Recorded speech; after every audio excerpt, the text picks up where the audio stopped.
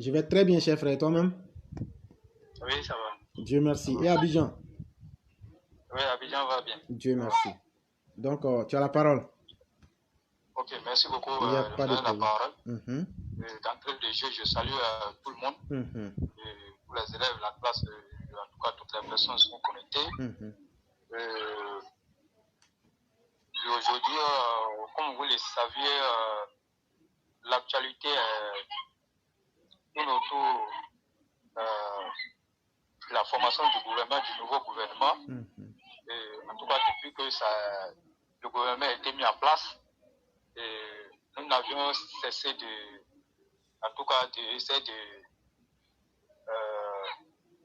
d'attirer l'attention des uns et des autres et aussi de montrer en tout cas pourquoi ce gouvernement-là ne reflète pas la réalité et que ce gouvernement-là ne peut pas produire des résultats probants. Et en tout cas, tous les jours, on essaie de parler de ça.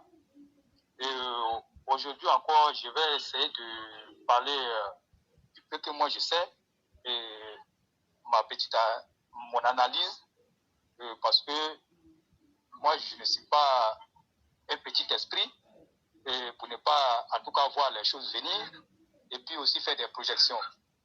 Parce que quand tu regardes un peu la composition de ce gouvernement, en tout cas, il y a beaucoup de craintes. Il y a beaucoup de craintes parce que on nous a parlé ici qu'il y aurait un remaniement, mais à la vérité, quand tu regardes ce torchon, en tout cas pour moi c'est un torchon, ce n'est pas un gouvernement. Et quand tu regardes à la réalité, ce n'est pas ce qu'on appelle un remaniement. Un remaniement, sur 30 ministres, on peut avoir peut-être 10 départs et puis 10 nouvelles, comment on appelle, 10 nouveaux entrants. Mais c'est pas ce que nous avons vu. Mais je pense que le thème qu'il convient de dire, il faut dire simplement que c'est un réaménagement. Et ça, on peut être d'accord avec ce thème. Mais dire que c'est un remaniement ministériel, mais je me dis que ceux-mêmes qui prononcent ce mot-là, même là, s'ils sont allés à l'école. Moi, c'est mon analyse. Parce que tu ne peux pas dire que tu vas faire un remaniement et puis comment on appelle, tu procèdes à 11 départs et puis il y a seulement qu'une nouvelle personne qui rentre. Comme Singata l'a dit, la fois passée, j'ai dit qu'il y avait 2 nouvelles personnes. C'est vrai, on peut prendre ça comme ça. Puisqu'il y a longtemps que Sanfo n'était plus dans le gouvernement. Et s'il fait son retour pour prendre la place d'un autre ministre, et ça, on peut dire que c'est 2 nouvelles personnes entrantes. Mais, à la vérité, des faits, en tout cas, c'est une seule personne qui est rentrée dans ce gouvernement-là. Donc, le mot qu'il convient de dire, désormais, n'appelons plus ça un remaniement ministériel, appelons simplement un réaménagement technique. Et c'est ça qui est la vérité. Maintenant, quand vous voyez tous les ministres qui ont quitté le gouvernement, mais moi je vais vous le dire honnêtement, mais c'est parce que ces ministres-là n'ont pas de parapluie atomique au sein même de l'appareil étatique pour les protéger. Voilà pourquoi ces ministres-là ont quitté le gouvernement. Sinon, il y a des ministres qui sont reconduits aujourd'hui, actuellement, qui sont là aujourd'hui, qui ont fait plus pire que certains ministres qui ont quitté le gouvernement. Je pèse bien mes mots. Moi, je ne suis pas dans les états d'âme et moi, je ne suis contre personne, mais ce que je vois, c'est ce que moi, je vais dire. Et donc, quand vous prenez Camarade Thomas, mais Camarade Thomas, il n'a pas de parapluie atomique, il n'a personne qui peut faire son lobbying auprès du président, et la seule personne qui pouvait sauver Camarade Thomas, c'était feu le premier ministre Amadou Konkoulibaly. C'est lui qui pouvait le sauver. Mais vous allez voir, toutes les personnes, en tout cas les ministres qui ont quitté le gouvernement, ils n'ont pas quelqu'un pour les protéger. Mais il y a des ministres qui sont allés, comme on appelle, qui ont quitté le gouvernement, mais qui sont plus compétents que certains ministres même qui sont là. Et ça, c'est même pas un débat. Mais aujourd'hui, vous allez voir, moi, je n'aimerais pas indexer qui que ce soit, mais je dis la nomenclature de ce gouvernement-là, en tout cas, c'est une nomenclature qui ne sied même pas, en tout cas, aux Ivoiriens. Prenez faites éclairer un sondage dans l'opinion nationale. Vous levez et vous partez faire un sondage pour voir, mais vous prenez un échantillon de 100 personnes. Je dis n'importe quoi, vous prenez un échantillon de 100 personnes. Mais sur les 100 personnes-là, vous allez voir, peut-être, 5 personnes vous diront que le président a bien fait de reconduire, comme on appelle, de partir avec ce gouvernement-là. Sinon, 95% vous diront que ce gouvernement-là ne peut pas produire des résultats. Autre que ce qu'on a vu. Mais ça en combien de temps qu'ils vont venir encore produire des résultats? Mais moi, je vais dire aux uns et aux autres, peut-être ça va choquer beaucoup de personnes, mais à la vérité, sachons lire entre les lignes. Le président, son excellence Alassane Ouattara, il a à bout de souffle. Moi, je dis à qui veut l'entendre, hein? Parce que si on fait, comme on appelle, comme on appelle, dans la complaisance, et on dit non, ici il y a des trucs qu'on dit, si on dit, ça va prendre. Non, non, non, non. Le président est fatigué, il ne peut plus. Lui-même là, il est dépassé par les événements. Bien que c'est quelqu'un de, comme on appelle, de visionnaire, mais à ce stade-là, n'attendez plus grand-chose du président de la République quant à la formation de ce gouvernement.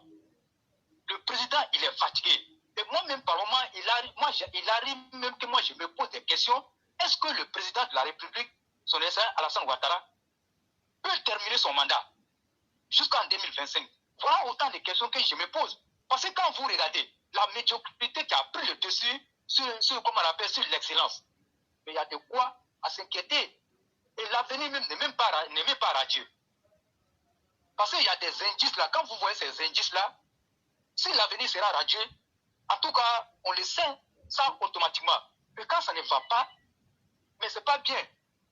On dit par moment, et quand le mois n'est pas fructueux, mais tu ne peux pas demander, tu ne peux pas dire que l'année sera une bonne année. Mais quand l'année sera bien là, en tout cas fructueuse là, mais c'est par le mois qu'on le sait. Mais ce mois même n'est pas fructueux. Tu vas dire que l'année sera fructueuse. Mais c'est faux. C'est faux. Et aujourd'hui, regardez, que tous les jours, on essaie de parler de ça. La promotion des valeurs au sein du parti. La promotion des valeurs au sein du parti. Mais aujourd'hui, vous allez voir la composition de ce gouvernement-là. La part belle est faite au transfuge. Moi, je le dis, hein, la part belle est faite au transfuge. Et ce sont ces mêmes transfuges-là qui narguent les militants, ceux qui sont restés pour tenir, comme on appelle, la maison. Mais aujourd'hui, on pense que ces derniers-là ne méritent pas et qu'ils n'ont pas droit aussi à, comme on appelle, à des promotions. Moi, je vais prendre le cas de Sanogo Mamadou. C'est vrai, il a été dans le gouvernement. Mais regardez comment les gens ont voulu l'humilier à tout bas. Moi, c'est pas parce que moi je le supporte, mais je connais l'histoire du RDR. Je connais très bien l'histoire du RDR. Et je sais ce qu'a été, comme on appelle, l'apport que Sanogo Mamadou a apporté au RDR. Dans toutes les élections que nous avons gagnées, que ce soit les élections municipales dans le temps, mais je peux dire que Sanogo Mamadou, il était la cheville ouvrière de ces victoires que nous avons pu obtenir étant à l'opposition. Mais nous arrivions au pouvoir et il a bataillé dur en 2010 pour que le président Alassane Ouattara soit élu. Mais ce n'est pas du jeu. Ce n'est pas du jeu. Quand on te confie le poste, comme on appelle la responsabilité d'une direction électorale dans un parti, ça veut dire que tu as les compétences, comme on appelle, nécessaires pour conduire ce processus-là afin d'amener ton parti au pouvoir. Mais Sanogo Mamadou a reçu sa mission avec brio. Et ça, tous les cas sont unanimes. Il n'y a pas un cas, peut-être qui va détester Sanogo Mamadou, mais s'il s'agit du travail, c'est quelqu'un qui est compétent et qui travaille. Mais regardez comment il a été récompensé.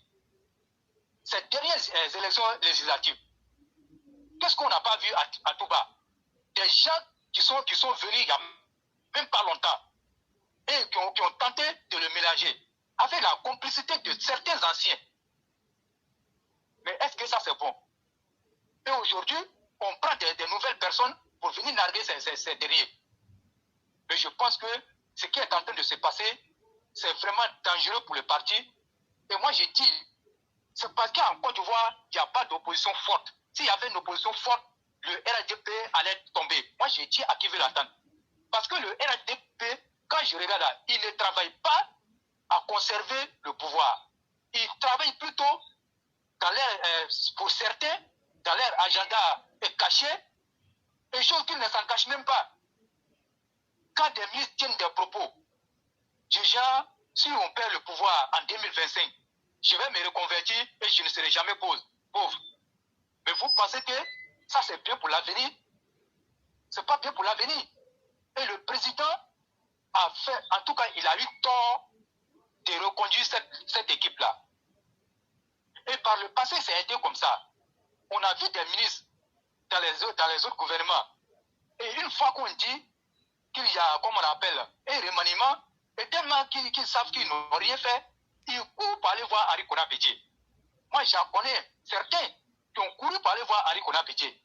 Et comme vous le savez, le président, il est tellement respectueux d'Henri Konan Bédié, il ne peut même pas dire son nom si ce n'est pas son aîné. Et ce ministre Henri Konan Bédié a pris son téléphone pour appeler le président. Le président il a écouté et il a reconduit ces ministres-là. Je vais parler d'Adama Tungara. Et il y a plein d'autres ministres. Et quand ça chauffe, ils vont aller voir le président, comme on appelle Henri Konan Bédié, pour venir demander pardon au président. Mais vous pensez qu'une nation peut se construire comme ça? Des personnes qui pensent que c'est leur chatte gardée et que les autres qui sont là doivent être fait valoir. Mais ce n'est pas comme ça la nature fonctionne. Il y a aussi les lois de la nature. Si vous pensez que vous êtes plus fort, que personne ne peut faire quelque chose d'autre, comme on appelle, à part vous, mais à un moment donné, moi, je pense que vous vous trompez et vous vous foutez, comme on appelle, le doigt dans l'œil. Ça ne va pas rester comme ça. Mais un jour ou l'autre, vous allez payer pour tout ce que vous avez fait. Dans la vie, c'est clair. Quand tu poses des bonnes actions, mais tu vas récolter les résultats des bonnes actions que tu as posées. Mais si tu continues de poser les mauvaises actions, mais la rétribution, en tout cas, sera fatale. Donc, éclairé, il faut dire aux gens qu'il n'y a pas espoir si on garde ce gouvernement-là et si on s'en va avec ce gouvernement-là. Parce que tu vas regarder, plein de ministres sont arrogants. Et est-ce que c'est aujourd'hui, éclairé, le président a commencé à prononcer ce mot-là? Soyez près des militants, soyez près de la base, soyez humbles. Le président le dit à tous les, comme on appelle, tous les jours. Mais combien de ministres écoutent le président? Et à la limite même, ils prennent même les propos du président pour le narguer, pour dire que ce qu'il a dit, on s'en fout de ça. Nous là, c'est notre intelligence qui nous a envoyés là. Voilà comment ils réfléchissent. Voilà comment ils réfléchissent. Mais alors que je vous le dis honnêtement, vous allez dans la base. On nous met, comme on appelle, dans une salle de classe. Et on nous dit de composer pour être ministre là. Mais je vous dis, plein, ceux qui sont aussi dans ce gouvernement-là, plein même ne vont même pas arriver là-bas. Mais ceux qui sont en train de mépriser là, ces intelligences qu'ils méprisent là, ce sont ces intelligences-là qui seront aujourd'hui les ministres. Mais vous êtes là-bas là. Mais c'est la voix des militants qui vous a mis là-bas. C'est la voix des militants. Mais aujourd'hui, il convient de dire la vérité aux gens. Moi, je dis que le président là, il ne peut plus. Hein. Et ça seulement, il ne faut même pas les gens vont dire oui, à l'avenir là, il ne peut pas arranger. Il ne peut pas. Le président lui-même, il sait que ces militaires sont incompétents. Il sait. Il sait. Mais ses amis vont l'appeler pour dire, bon, comme tu vois, il est venu me voir, bon, vraiment, il faut le reconduire. Le président va dire, oui, j'ai compris, mais s'il fait quelque chose encore le prochain là, je ne vais pas le reconduire. Mais quand il va faire des gaffes encore là, le même va courir aller voir, comment on appelle, quelqu'un pour venir, le président va dire, bon, j'ai compris, mais la prochaine fois, je ne vais pas le mettre. Et ainsi de suite, on s'en va comme ça, dans un éternel recommencement. Par moment, je me demande, est-ce que les investissements que le président de la République va chercher pour venir mettre dans les grands projets, est-ce que lui-même là, par moment, est-ce qu'il est soucieux même de ces investissements? Parce que si toi tu es soucieux, tu sais que tu as souffert pour aller chercher l'argent et que tu veux voir des minables à côté de toi qui viennent saboter ton travail, mais je pense qu'à un moment donné, les liens d'affinité, là, il faut les mettre de côté. Mais aujourd'hui, le président lui-même est en train de donner raison à ses détracteurs qui disent que, comment on appelle, il travaille avec sa famille, il travaille avec ses affinités, mais ce n'est pas bien. On n'a pas dit de ne pas le faire. S'ils sont compétents, il n'y a pas de problème. Mais est-ce que nous avons une fois parlé, comment on appelle, en mal du ministre de la Défense? Jamais. Le ministre de l'Intérieur? Jamais. Kabanyale? Jamais. Ainsi de suite. Beaucoup de ministres qui travaillent bien. Nous, on n'a jamais dit qu'ils ne sont pas bien. Mais pourquoi quand on dit que les ministres sont médiocres, il y a des gens qui trouvent que nous, on en fait trop et que c'est même là qui nous traiter de, comme on appelle, d'opposants. Vous pouvez continuer de nous traiter d'opposants, mais je ne suis pas sûr que vous aimez le président plus que nous. Et c'est ça qu'il faut dire. Donc c'est dangereux cette façon de faire la politique en Côte d'Ivoire. Elle est dangereuse et c'est ce qui fait que la politique est malsaine en Côte d'Ivoire. En tout cas, il faut changer, comme on appelle, cette façon de faire la politique. Si nous voulons une Côte d'Ivoire émergente, si nous voulons en tout cas conserver ce pouvoir-là sur le long terme, il va falloir changer certaines méthodes pour adopter les bonnes méthodes. Sinon, à cette allure-là, ce n'est pas bien. Des gens qui sont là, en attente de but, mais on continue de les frustrer. Moi, je pars sur le principe du RDR. Ils sont pleins. Ils sont là. Mais ça murmure, ça grogne. Mais est-ce que les grognes-là arrivent, comme on l'appelle, à qui des droits? Mais le président, quand il dit que lui fait la promotion là, mais il ne faut pas faire la promotion, il y a une promotion sélective. Quand tu fais une promotion et que tu dis que cette promotion-là est généralisée, et par moment, on constate que c'est une comment on appelle, promotion sélective, mais ce n'est pas bien. Et là, ce n'est pas une promotion. La promotion est ciblée. Alors que nous sommes dans un grand parti. Aujourd'hui, ils sont venus vous tromper avec certaines personnes et vous avez nommé ces personnes-là. Et il se trouve que ces personnes que les gens sont venus vous proposer et que vous avez validé la nomination travaillent contre les militants. Il ne veut même pas voir des militants. Moi, je l'ai dit. Et avant-hier, j'étais en train de parler avec un jeune comme ça qui fréquente certains cabinets ministériels. Mais l'éclairé, mais quand il vous parle comme ça, mais ça fait pitié. Ça fait pitié. Vous rentrez dans ces cabinets-là. Mais sur 100 personnes-là, peut-être vous allez trouver 2 militants du RADP dedans. Mais le reste, là, ce sont leurs amis. Et c'est eux qui font, comme on appelle, la pluie et le beau temps dans ces ministères. Et après, on vient s'asseoir devant les militants. Oui, avec les lames de crocodile. Oui, comme c'est en période d'élection, votez-nous. Mais je pense que ça ne passe plus. Si vous venez nous dire que c'est le président qui vous a dit de venir vous voter là, non, on ne va pas vous voter. On ne va pas vous voter. Cette chanson-là ne va plus passer dans la base. Parce que vous avez dessus et tout le monde le dit. Tout le monde le dit. Et je pense que les gens qui pensent que c'est une victoire pour ceux-là, on peut le voir ça comme ça. Mais à la vérité, ce n'est pas une victoire. Ceux même là qui sont aujourd'hui au gouvernement, là, il y a plein de gens qui vont s'asseoir seuls là-bas dans leur maison. Lui-même se dit, mais vraiment, moi je ne méritais pas. Mais comme il ne peut pas dire, ils sont tous malhonnêtes dans l'âme. Voilà pourquoi ça se passe comme ça. Mais à un moment donné, moi je pense que le président là, il doit taper du poing sur la table.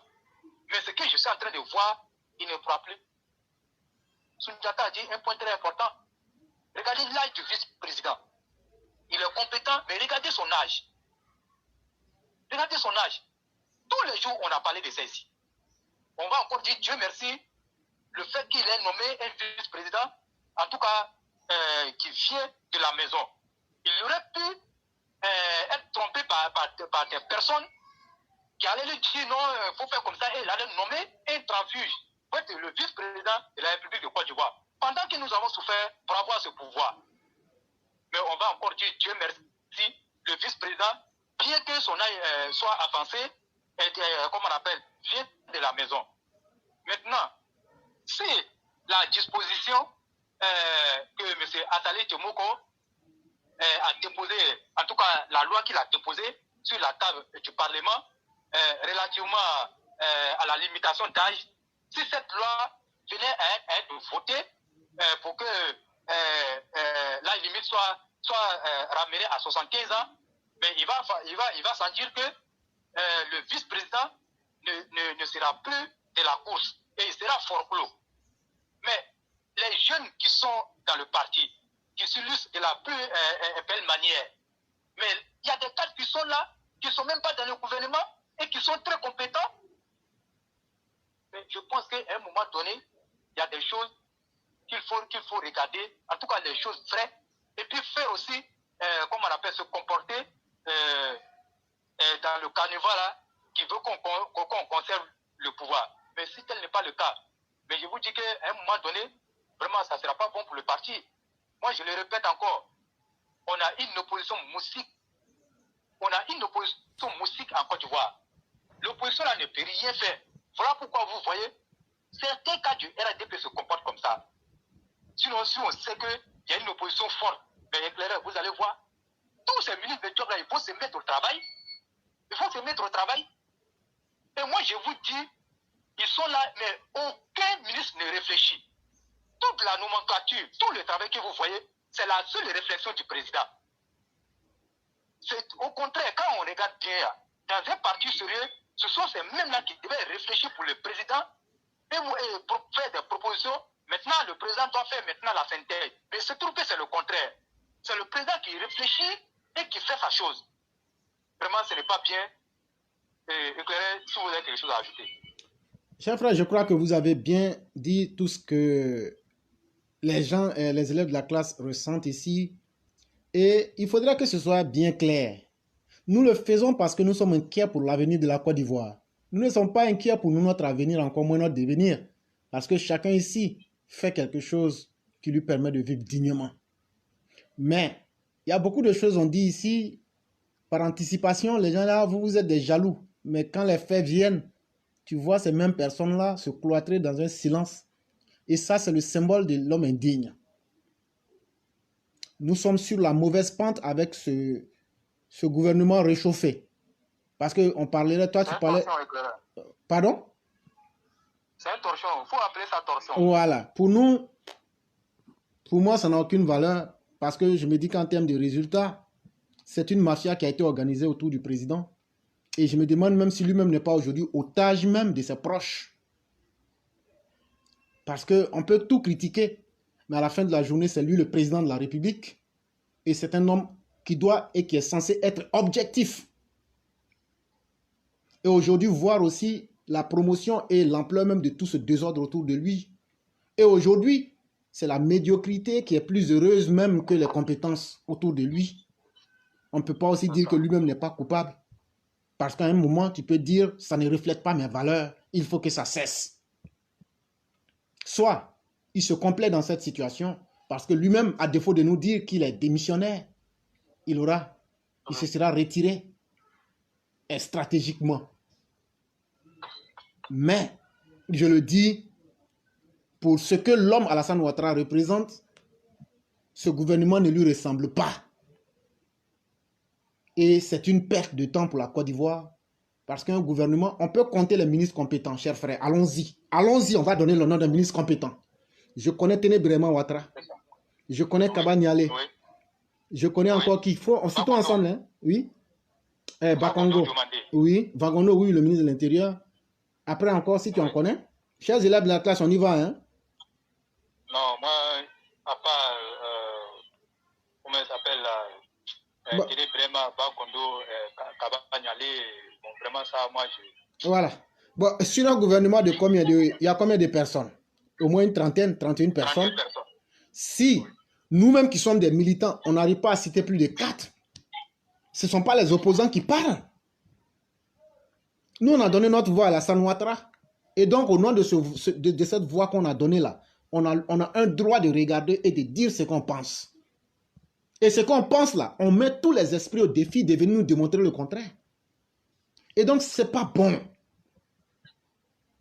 Et il y a notre mère aussi qui cite Anne Ouloto. Voilà, il y a Anne Ouloto aussi qui est là-dedans. Elle a fait beaucoup dans et puis il y a le ministre.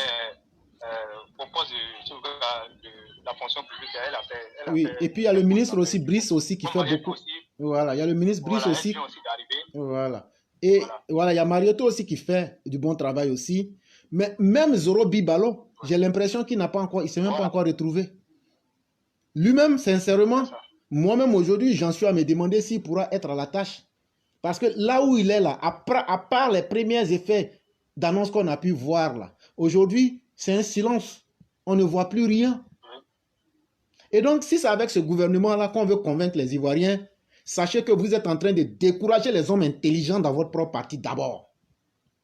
Et c'est nous qui allons influencer les autres pour leur dire, nous, notre parole compte. Parce que moi, ici, il y a au moins 5000 personnes qui nous suivent par jour. C'est ce que le frère a dit. Mais aujourd'hui, quand on vient et qu'on met un tel bilan, Zoro Bilu l'a perdu, on n'arrive même plus à savoir ce qu'il fait. Et donc, quand on arrive aujourd'hui à peine ce tableau-là, de façon... Je vous pas la parole. Ok. Mais est-ce que vous savez que certains ministres menaçaient Zoro Bilu? Est-ce que vous savez ça? Oui, ça c'est possible. Certains ministres menaçaient Zoro Bilu et certains directeurs de sociétés d'État menaçaient Zoro Bilu. Oui. Et donc, comme tu le disais... Donc, vous voyez ça là. Oui. Et comme tu le disais, le Prado, qu'il le sache ou qu'il ne le sache pas, en rendant ces personnes incapables trop fortes, il a fini par accepter que la médiocrité s'impose à lui. Il aura nourri des monstres qui sont médiocres, ils le savent. Ils vont donc utiliser leur faiblesse pour s'imposer à lui. Quand il va vouloir les enlever là, ils vont former des groupes pour le combattre de toutes les façons. Ils seront pires même que Soro Guillaume. Peut-être que c'est de cette peur-là qu'il a eu et qu'il s'est dit, je ne veux pas que ces gens-là me combattent. Tant mieux. Là, au moins, peut-être qu'il est en train de sauver sa vie. C'est une manière aussi de voir la réalité. Mais à la réalité, il faut dire que c'est la Côte d'Ivoire qui perd. Parce que sur un gouvernement d'une trentaine de personnes, quand on n'arrive pas à citer plus de 10 comme étant des personnes compétentes, ça veut dire qu'il y a un problème fondamental. Et c'est pas bon. C'est ce que j'allais ajouter. Vraiment, ça fait pitié. Moi, je pense que le président, le clan qu'ils ont formé autour du président, c'est comme si ils l'ont mis dans une guillotine. Et quand il veut sortir la tête, on lui dit si tu sors la tête, nous on va couper ta tête. Et c'est comme ça ils ont tout fait pour mettre ce système-là, en tout cas pour le mettre dans ce truc-là, c'est-à-dire où il ne peut même plus s'échapper. Et ils sont là, et souvent par moment quand ils se retrouvent là, c'est de ça, ils parlent, et puis ils rient, ils se moquent. Ils se moquent du président, ils disent on l'a bien eu. Oui, ils se moquent du président. Ils disent que c'est un idiot qui ne connaît rien. Mais est-ce que ça... Oui, mais c'est ça, il faut dire la vérité aux gens. Il faut dire la vérité aux gens.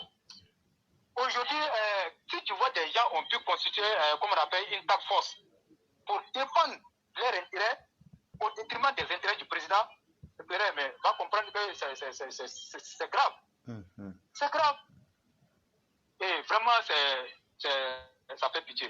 Et donc, vraiment, on espère que quand même la sagesse va habiter certains qui ont été reconduits là, quand même de se racheter. Mais moi, je n'ai pas espoir, et je dis ce gouvernement-là, ce n'est pas un gouvernement qui va donner satisfaction à la population.